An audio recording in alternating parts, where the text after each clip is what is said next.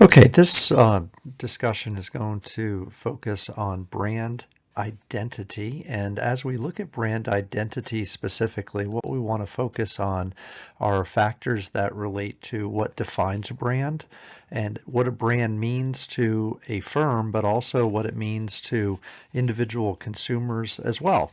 So, to begin with, just some simple definition type work. A brand is a name, term, symbol, or design that is used together to identify a specific good or service or a firm or organization and to differentiate it from competitors, so from other people or others in the marketplace. Marketers believe that the brand is a portion of the product that actually generates and creates value. So it's something to invest in, and then it's also something to be able to sell and use down the road. Okay, moving forward, when we think about qualities and features that brands can take on, we certainly think of it as including the design of the packaging, the logo, the name, the shapes of the product itself, the different colors that are used, the different sounds associated with it, different people even who are associated with the brand as the spokespeople. All of those features or elements can contribute to what we identify a product to be, which is indeed its brand. An important notion, though, is that these are all things that the firm controls or can manage and handle. However, the interpretation of all of this is strictly done by the consumer. So a product is designed and created and a brand associated with it and attached to it by the marketer, but it's up to the marketplace to actually adopt the brand, understand the brand, interpret the brand, and make the brand part of their own. So that's an important concept that branding requires the marketplace to use the brand in order to understand it and interpret it. However, we try to manage as much of the different elements of it as we can. First and foremost, though, a brand is associated by its name. So names are used to describe the product. Sometimes they're used to describe the features of the product and the benefits, which is not unusual at all. We have Geek Squad, which is a product by Best Buy or a service. Die-hard batteries, you certainly want your battery to last a long time. So that is a way to describe that type of product. We also have other ways to name products that are far more arbitrary, including the name of the owner or the inventor, maybe the founder, if you will, of the product. Sometimes we do that. Sometimes product names have no meaning at all relating to the product whatsoever.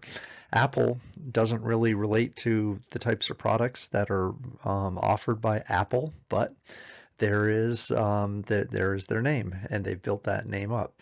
Generally, though, we try to choose brand names that convey information about the benefits that are produced by the brand itself.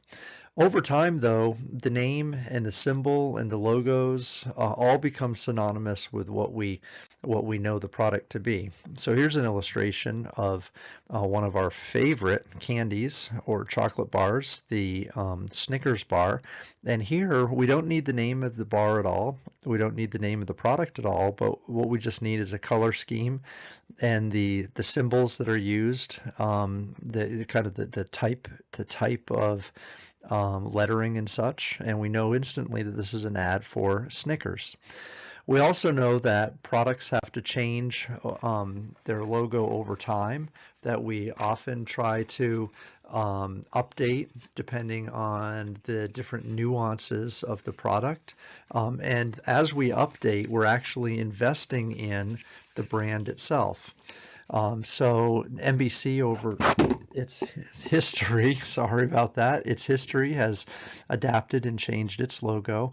And even its logo today, and the one back in 1979-ish, but the one today in particular with the peacock, multicolored peacock, has meaning in it. Each of the different feathers of the peacock is meant to represent one of the divisions, one of the 6 divisions that NBC has. So each division is represented by a feather, and together they form the peacock. So NBC has, of course, changed its logo over time, as many others have as well. Benefits for the customer and benefits for the firm are huge when we think about branding and why we brand. First and foremost, for the customer, the benefit, the brand itself's key benefit is it often translates into conveying information.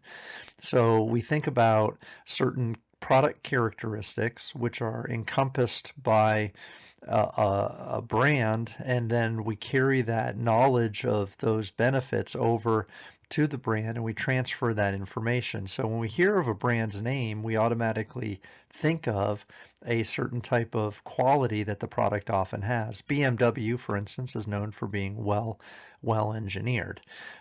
This also translates into quality signals. So when we develop a brand and it's known for a specific quality level, then that information is transferred to the customer. And so if we bought a BMW toaster, that toaster we would assume would be very well engineered and it would be sophisticated and it would work well because BMW products do those things. So that's a good thing. So brands signal information, they signal quality, they also confer status to the customer. So the customer can wear a brand and be proud about it, and it builds their self-image or it helps establish their self-image. Brands also help reduce risk for the customer because they know by past experience what a typical brand's quality level is. Then they can be assured that the new product they're buying will also have that same type of quality. And ultimately it helps reduce the customer's search costs as well. So it reduces risks. The customer doesn't have to search as long and spend as much time or effort searching for a product if they find a brand that they like. It bolsters their self-esteem and it sends signals of quality and product benefits. For the company, it has a lot of different benefits as well. It helps enhance consumer loyalty because if somebody's happy with a brand, they'll continue to buy that product over and over again. It allows the company to charge a premium for price. So if people are willing to pay extra to have a special brand, then we can charge a higher price for that. It also helps in the segmenting, targeting, and positioning notion. So the STP here is segmenting, targeting, positioning, and it allows us to bring multiple products to the marketplace with less and less cost every time we do so. So STP is improved. Brands generally help us also from a public relations perspective and from a support perspective from channel partners. It helps protect us from competitors. And so generally speaking, developing a brand is a strategic element that we want to be able to engage in. So that's something important to remember and consider. Why do brands work? Why is there such a strong connection emotionally between the consumer and a brand? Well, generally we think of this as something as a result of brand associations. So what happens is over time, consumers begin to place their emotional thoughts towards the physical notion of a product. So there are abstract meanings then that are applied to a product as a result to specific brands. And so as we mentioned, BMW is known for precise engineering. Bose stereos and speakers are known for high quality, very high quality audiophile pleasing types of speakers. Walmart is known for low prices every day. Product attributes can also be associated with brands too. And again, we associate a brand then with something that's going on with the product, either its attributes, its benefits, or some type of an emotional tie that can be translated to the consumer or transferred to the consumer from the brand itself. So Mont Blanc is an expensive pen company, French. And it's known to be or associated with affluence or wealth. Tom's Shoes is known to be associated with social causes. And then other brands as well help you convey some type of emotional feeling or some image of yourself that you want to develop or sustain. So there's absolutely these associations that we make when we think about products and how they tie into our lives and how we make neural connections between brands and the emotions that we have. So this brand association work is actually tied into something called the associative network theory. And so basically the idea is that when a brand is mentioned, then that triggers a set of memories or a set of emotions that you have previously associated with that brand. So these might be connections that we're making neurologically between some object that we hear, and then several steps away we look at conclusions that are activated as a result of the associations or connections that have been triggered. So we have certain connections, and the connections that are closest to the brand are often retrieved first. So here's a description and kind of a broad picture, if you will, of Crest, the brand. And then from that, we have these closest associations of the toothpaste and the white strips. So when you think of Crest, what do you think of first? And then from that point on, what other memories or thoughts do you have? So maybe when you think of toothpaste, you think of fresh breath. Maybe you think of growing up being taught how to brush your teeth. Maybe you think about the toothpaste you had at your home. You think about the benefits of the toothpaste, in this case, fresh breath and tartar control and good checkups, and you think of the people associated with making that decision, and you think about role models maybe associated with toothpaste, all because you heard the word Crest.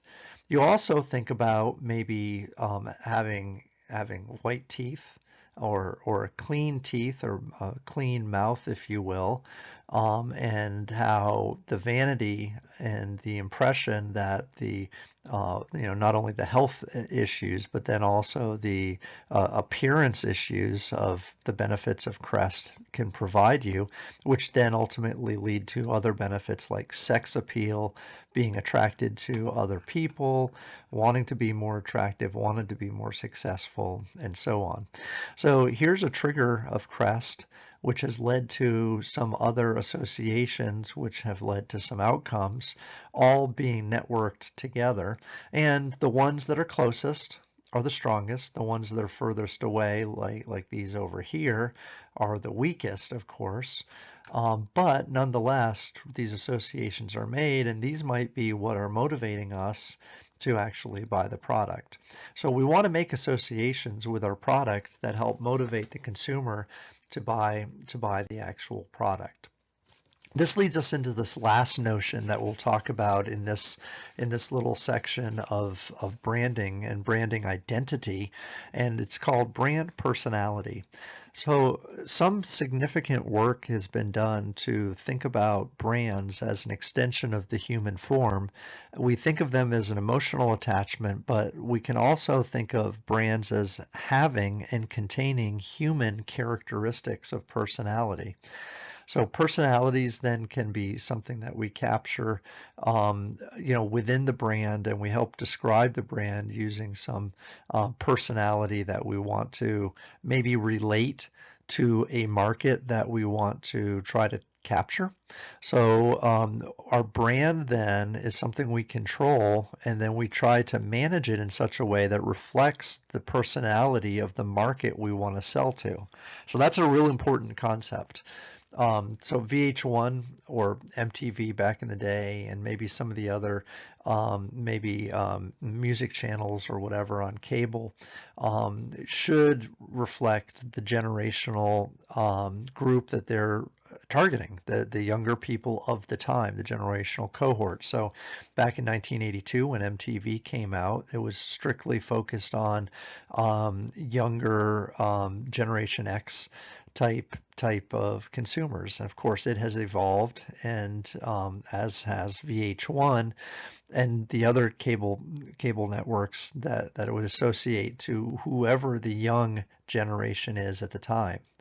Wrangler jeans has developed a personality for being hardworking, gritty, or tough. Starbucks is trendy, but now it seems as if it's a bit overused for the hipsters out there.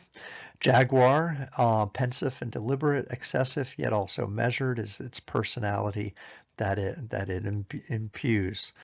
Other types of personalities. This graphic will give you an illustration of how maybe McDonald's, Pepperidge Farm, Hallmark, the sincerity personality is something that they try to exploit. Competence for IBM, Toyota, Oracle, maybe a Toyota can be in there, Acura, those types of, yeah, Toyota is there, Acura. Exciting, I don't know where Apple is, but Apple's exciting, Apple's sophisticated, but Nike, Motorola, maybe eBay. And then finally, other personalities, sophisticated, Bentley, Saks Fifth Avenue, rugged, LL Bean, John Deere, and Everlast. And actually, there's research that goes through a multitude of different personalities. Listed here were only 5: sincerity, competence, exciting, or excitement, sophistication, and ruggedness. But there are any number of different personalities that could be demonstrated, and your brand is what we want to try to create a personality for, and ideally that personality will be something that is kept over a long period of time. It's like a human trait. It doesn't change very often, or we don't try to change it frequently. We try to keep it the same. Harley Davidson has a personality that's associated with ruggedness and toughness and rebellion.